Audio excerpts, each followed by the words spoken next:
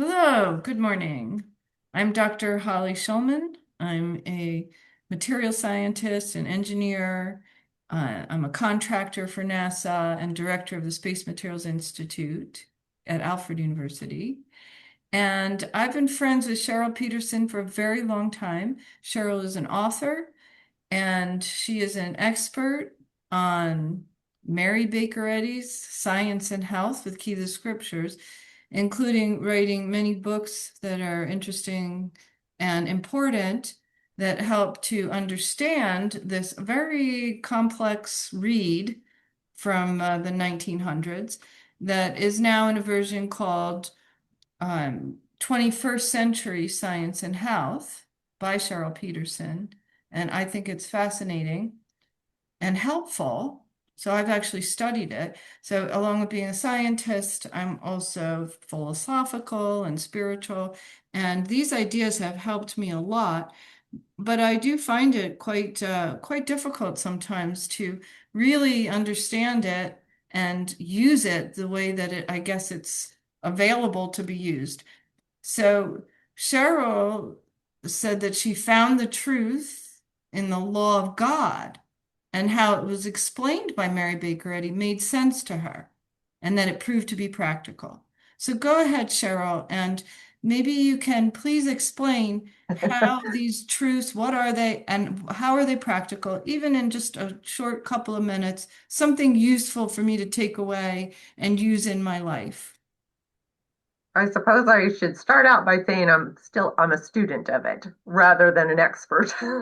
But it's studying like anything, and I do not feel alone, that's for sure. I just finished a book about Isaac Newton. Apparently he wrote a lot of words, not only about gravity, but about metaphysics.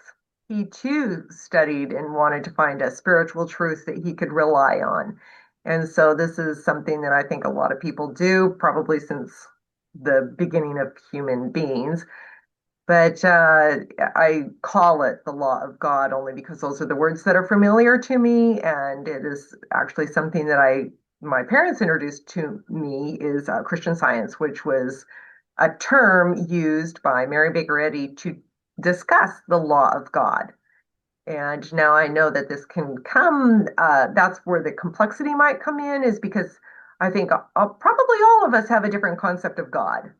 And so my concept of God needs to continually be developed and nurtured.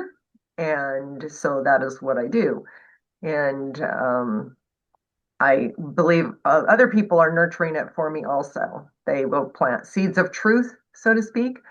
And so, I mean, it's pretty hard to define truth because I don't think it can be restricted into some human language, actually. It's infinite.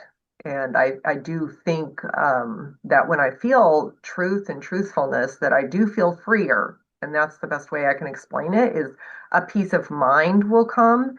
And that has actually resulted in a more peaceful physical situation. And it can be anything, economics, where I'm just overly worried about financial situation, but then recognizing that if God is infinite, then there's an infinite supply of ideas. There's no lack of ideas that I can tap into to figure out how to resolve a financial difficulty. Okay, let me stop right there. So that you said a lot of things, including about calmness, right? About fear, worry, Yeah. calming yourself.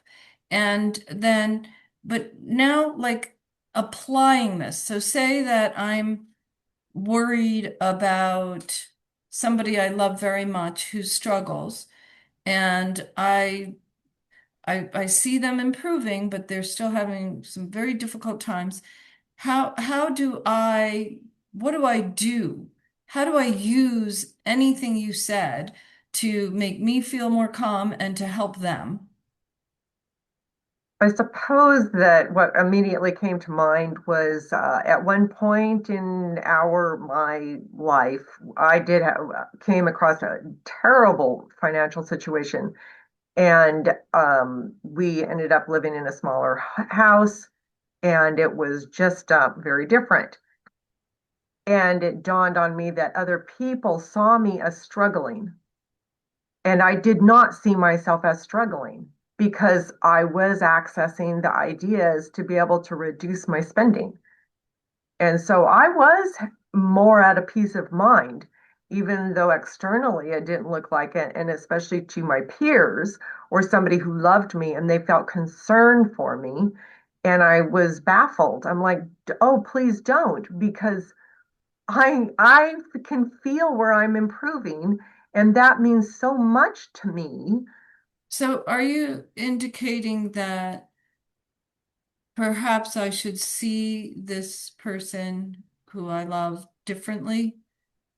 Try to see them as even in their struggles that they're improving and they're um that there might be something negative about like me looking down on them that they're struggling and somehow that hurts them. I don't know if I could tell you exactly how it would come to you, but that was how it came to me, was that it helped me when I realized that I didn't want to view others as struggling as if they were at some low point that I had set up in my head as far as where they should or shouldn't be.